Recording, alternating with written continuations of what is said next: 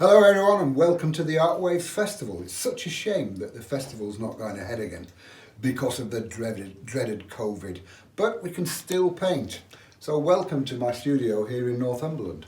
And today I'm going to do a painting from the Coastal Landscapes book. This one came out about a year ago, maybe 18 months ago. And this book's got lots of different paintings in, coastal landscapes obviously, and they're all to do with watercolour. And in the back you've actually got pieces of paper, watercolour paper. That's the painting we're going to do. That one there. We'll do that today. But in the back, you've got watercolour paper with the drawings on. Now, you can either use those to paint on, or you can just use them as a reference to do your drawing from. Very handy little book, that one. And like I say, this is the painting that we're going to do. There might be a couple of changes, but it'll be more or less the same. And so what I'm starting off with here is a hill coming down like so. And that goes all the way across there a bit. Then we've got another one behind it.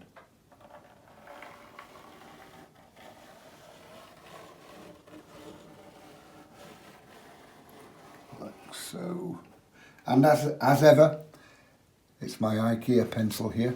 I really should be getting a kickback from IKEA by now.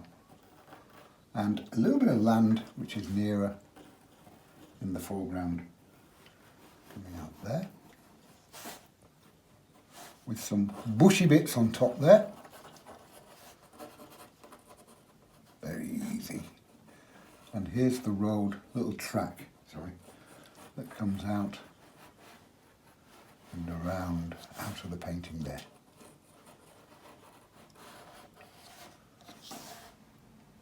And at the base here, actually I'll put my lake in first. That's just a straight line there. Well, straightish. Depends how much wine you've had really. And it has to be said I haven't had any yet, so there's no excuse for it not being straight. Oops. And there'll be a few trees and stuff here, but I'm not going to draw them. No need to draw those. As that comes down, I've got a bit of land coming out here. A bit of foreshore.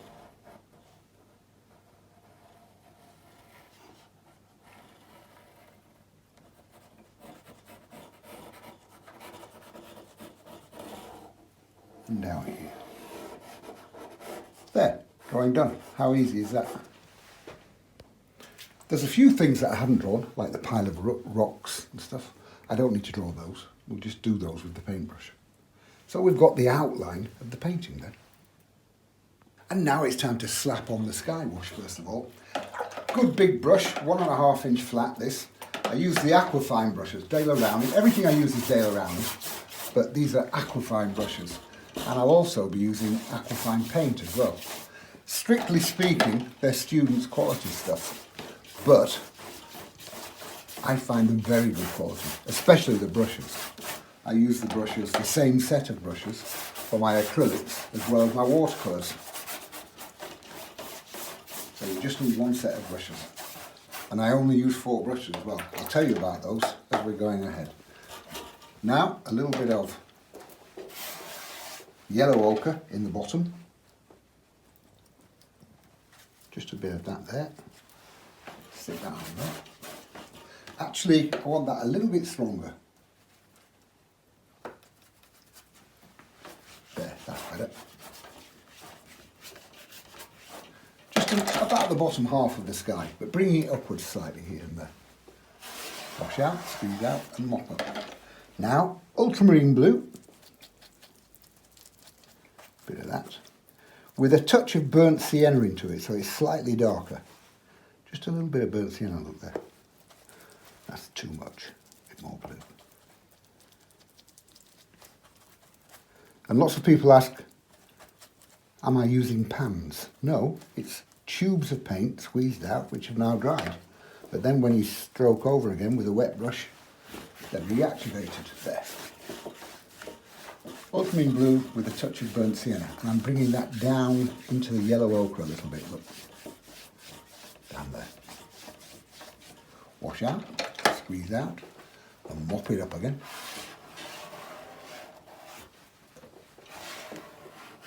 Again, ultramarine blue and burnt sienna, but a little bit darker this time, a little bit more burnt sienna into it.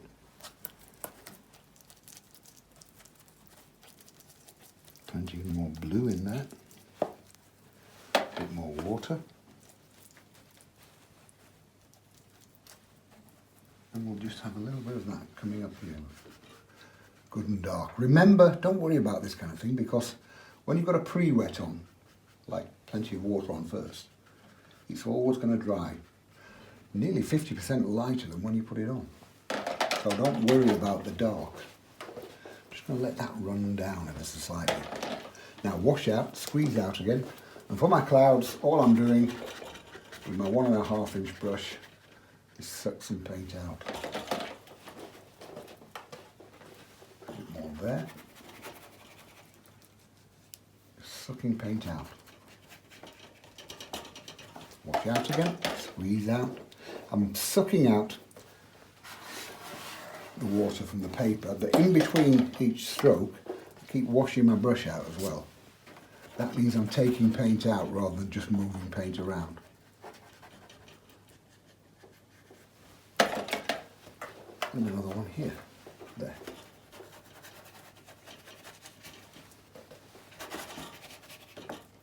And that will more or less do for my sky. All I need to do now is give that about 10 minutes so that it's totally dry before I start my hills.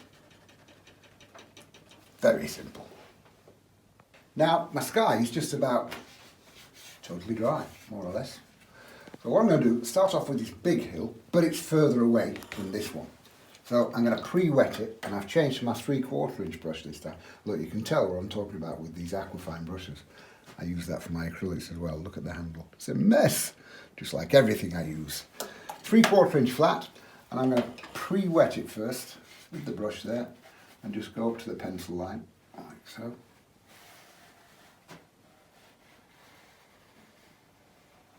More water. And bring it down to the middle distance line there. I'm starting off with a little bit of yellow ochre again. Plenty of water into this. Pop that on there. Going up to my pencil line.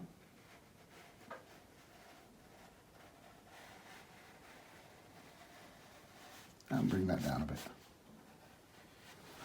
Now, ultramarine blue again, but this time with a touch of light red into it. So there's my ultramarine blue.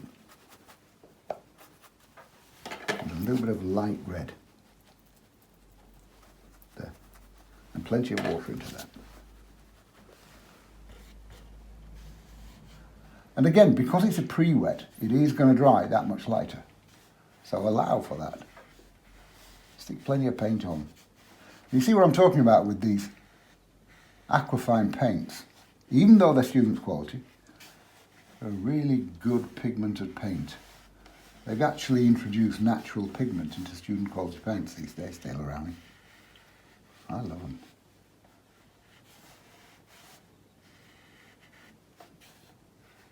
There. Now a touch more blue here and there. Just blue, ultramarine blue. There you go. Because ultramarine blue is the same blue as the sky, so keep the colour system the same. Keep the blue the same.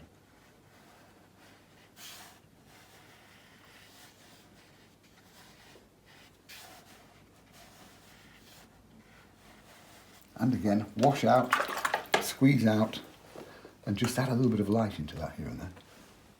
Just by taking paint out, like that. Not like that, just like that.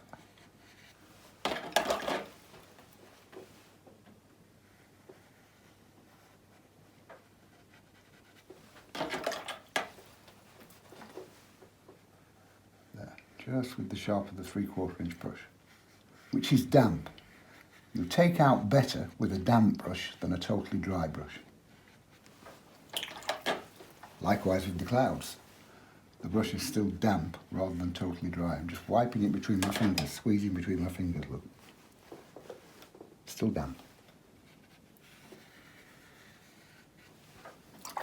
Now this one here, I'm not going to pre-wet. I'm going to start off with a little bit of yellow ochre. And they're lovely russety colours on these hills. Yellow ochre there. Bring that down. A little bit of yellow ochre across the top here as well. So that's bringing it in front of that one there, because the colour's stronger. Now, a little bit of burnt sienna. So that's yellow ochre first, now burnt sienna.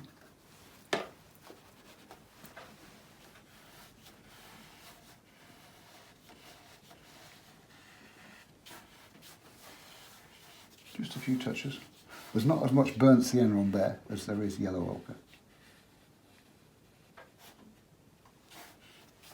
Now again, blue, ultramarine blue.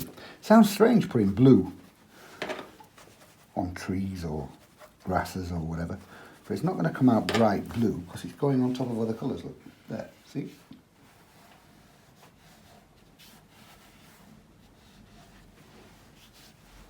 Now wash out, squeeze out, and just with a clean damp brush, all I'm going to do is stroke over and start to merge colours. See?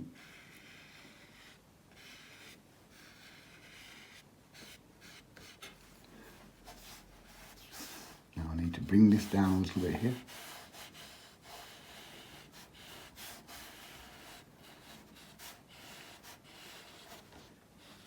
And I'm just going down to the line where the water starts. And here and there, there's little bits of white paper showing through. That's absolutely fine. Just get some more light into your picture.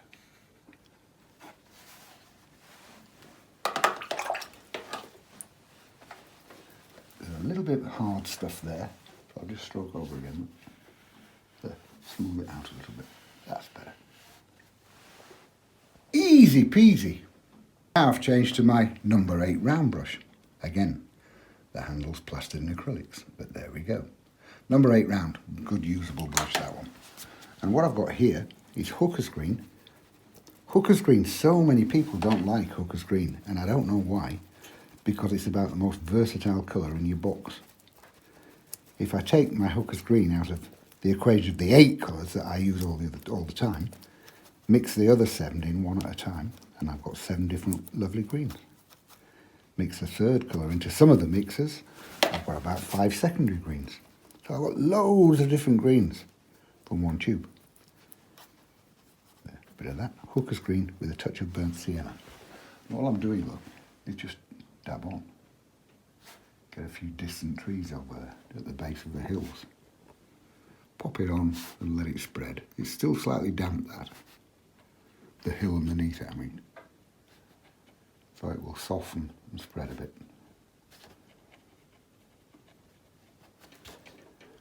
And a bit down here. You don't want too many. You're not painting the Forest of Dean. It's just a few blobs.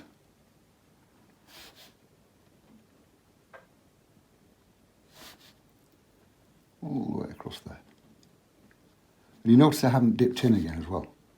These brushes will hold a lot of paint. So from there, I've done all these with just the first dip. We'll have a few on top there as well, I think.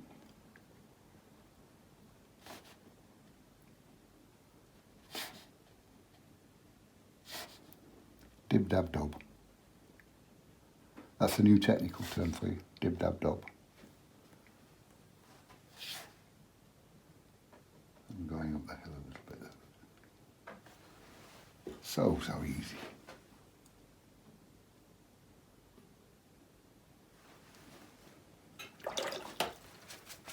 Now, to the water. And I'm back to my 3/4 inch brush this time for the water. And I've got ultramarine blue with a touch, just a tiny touch, of Hooker's Green. and a tiny touch of burnt sienna. And plenty of water in there. A bit more green actually, that's better. And a lot of water into that. And all I'm doing, look, fill that in.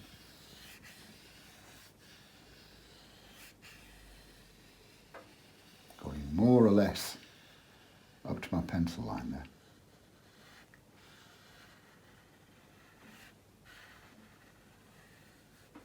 Like so.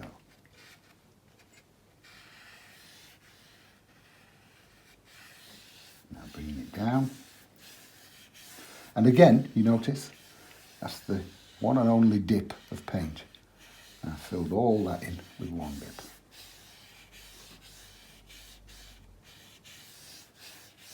Now I want to get a little bit of light on top of that water, here and there. I'm determined to finish this with one dip. Bit of light onto that. All I'm going to do, look, wash my brush out, squeeze out, just take some paint out, stroke across it.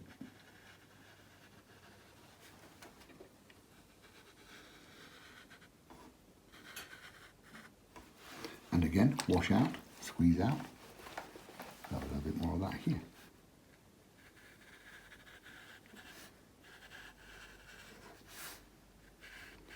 Now, that's a very effective technique, just revealing a bit of light on top of the water. And like all effective techniques, people go, God, that's good, I'll have some more of that. And you end up with no water left, just a load of taken out bits. So keep your effective techniques to a minimum. So don't fiddle. Now, it's back to my 3/4 inch brush again. And I'm going to start off with that bit of path or track there. I've got a little bit of blue and a little bit of light red, plenty of water, bit of a nondescript colour, this, loads of water into it. And just fill that in there, look like so.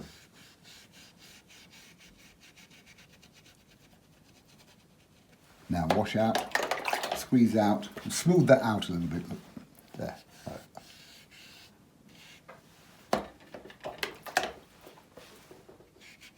Don't worry about any mess either side of the path, because I'll be covering that up with grass in a minute. Sorry, I'll be covering up the path with grass.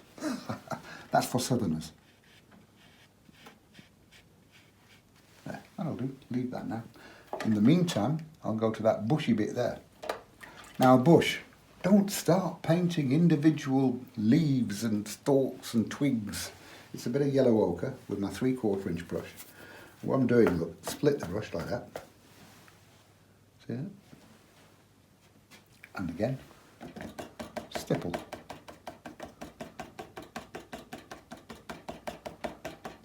Now, a little bit of hooker's green and burnt sienna.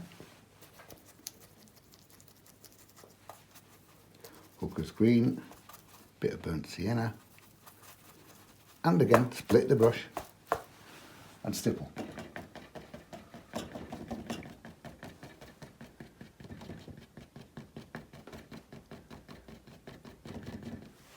Now, a little bit of blue.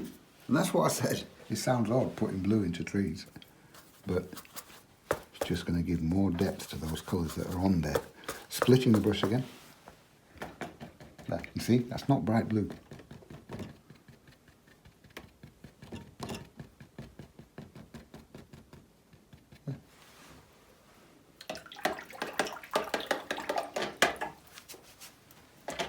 Now I'm in again with a little bit of yellow ochre, still with that 3/4 inch brush. But the yellow ochre is quite a bit stronger this time. I'm bringing that over there, like so. Bumpy bits there, bumpy bits, more technical terms.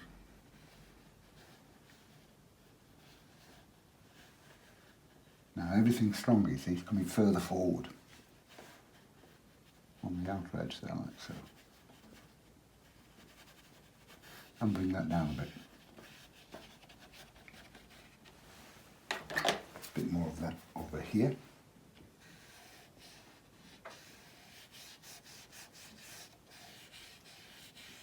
No messing, no fiddling about. A little bit stronger there. Bit in there.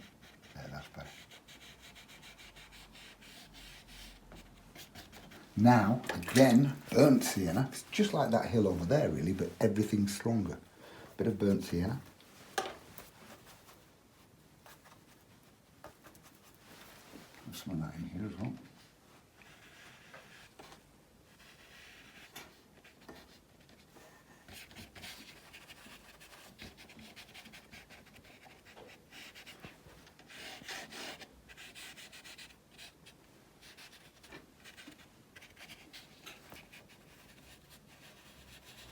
And again, up to the path. Just while that's all still wet, I'm just going to bash a bit of yellow ochre on here. You've got to be fairly quick with this bit because I don't want it to be totally dry when it's finished. Bit of yellow ochre there. This is for the clump of rocks. Bit of raw umber. Raw umber, again, very useful colour because that's the only brown I carry. So you get your raw umber, you've got a nice standalone brown, there you go. Put a touch of blue into it, you've got sepia. Put a touch of burnt sienna into your sepia mix, you've got Van Dyke brown. Take your raw umber and burnt sienna together, and you've got burnt umber. 4 different browns with one tube. Now, ultramarine blue and burnt sienna, more or less equal quantities, will give me a black. There you go. Bit of that in there as well.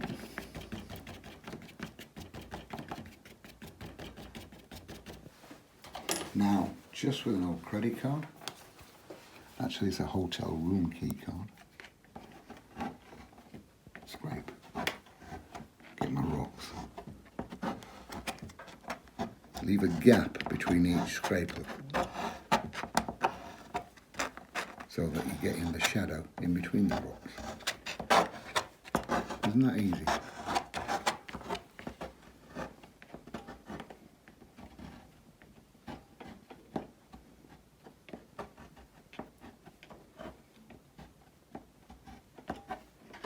Easy peasy, lemon squeezy. There. Now, I'm introducing a little bit of green into the burnt sienna. So if you remember, I've got burnt sienna coming down here. Now I've got my green, hooker's green, and burnt sienna mixed.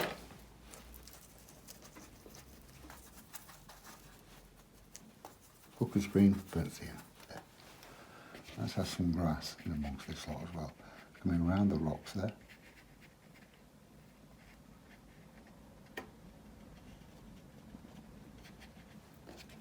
Now flick upwards, look. Grass.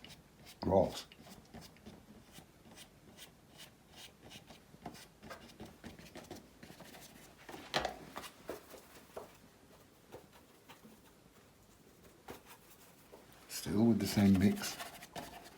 Flicking up there, look, in front of the path.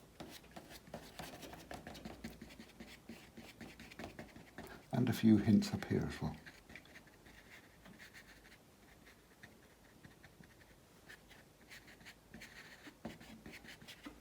Flick up again. Let's start and bring these down.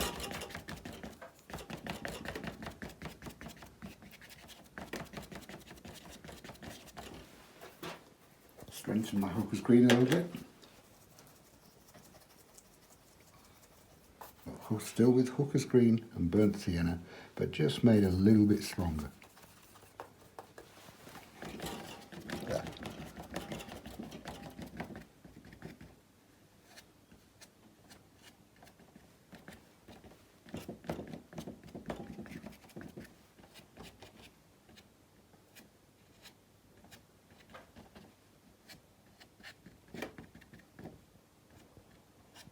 And flicking upwards. And a little bit of that underneath that bush as well. Still the same mix. Hooker's green, burnt sienna.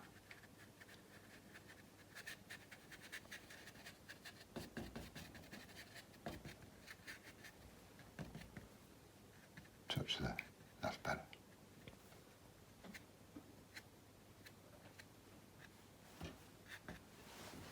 Now I'm just going to smooth down a little bit, just with a clean damp brush.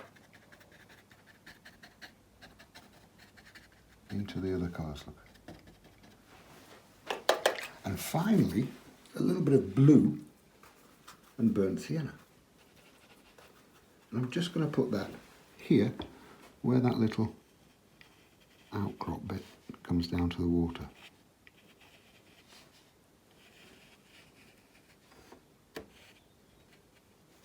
Like that.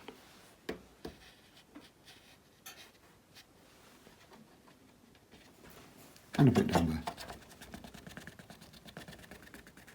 All with the 3/4 inch brush again.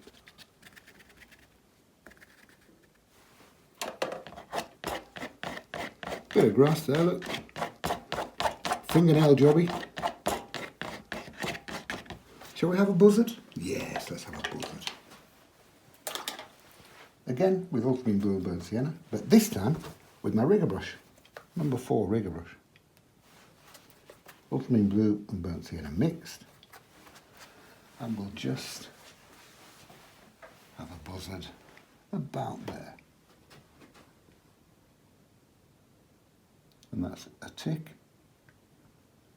with a stick.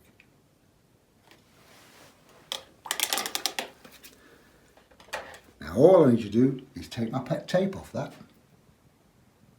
And there we go, a finished painting. That wasn't too difficult, was it? And as I said, the paints I use, here they are, aquafine paints, Dale Rowney aquafine paints. And as you can see, they're small tubes and they're really inexpensive. On my website, I think they're £1.80 per tube. And as you can see, they're good, strong colours. The book that I've just done that from, again, Coastal Landscapes by me, Fred Smith. And everything's in there, all stage by staged. And you've even got the drawings done in on watercolour paper at the back of the book. And the brushes, again, aquafine. 1.5 inch flat, 3/4 inch flat, number 8 round, and my number 4 rigger. That's all I ever use, whether it be for acrylics or watercolours. Hopefully you've enjoyed that. I'm going to make another one in a minute. See you soon. Bye bye.